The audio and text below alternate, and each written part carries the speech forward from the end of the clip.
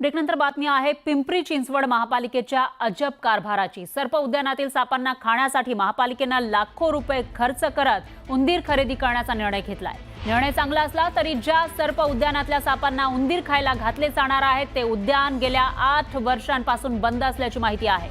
मात्र उद्यानाच्या देखभालीच्या नावाखाली महापालिका दरवर्षी कोट्यावधी रुपयांची उधळपट्टी करते। त्यामध्ये भर पडते ती या उद्यानातील सापांना पुरवल्या जाणाऱ्या खाद्याच्या खर्चाची।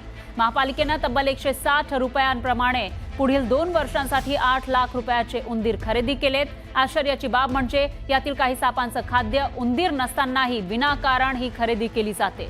तर हे धक्कादायक असल्याचा आरोप केला जातोय। महापालिकेकडे स्पष्टीकरण मागितलं, मात्र यांच्या कारभारामध्ये कुठलीही सुधारणा नाही। मागच्या 8 वर्षापासून हे प्राणी संग्रहालय बंद आहे। त्यापासून या विभागातले नागरिक वंचित आहे। यांच्या गैरव्यवहार आणि भ्रष्टाचारामुळेच हे 8 वर्ष प्रलंबित काम आहे आणि म्हणून याची सखोल चौकशी महाराष्ट्राचे मुख्यमंत्री देवेंद्र फडणवीस, नगरविकास मंत्री एकनाथ शिंदे आणि पालकमंत्री अजित पवार यांनी करावी आणि यातील दोषींवरती कठोर कारवाई करावी। प्राणी संग्रहालय जरी बंद अवस्थेत असलं तर त्याच्यामध्ये प्राण्यांची मॅनेजमेंट मात्र कंटिन्यू चालू आहे।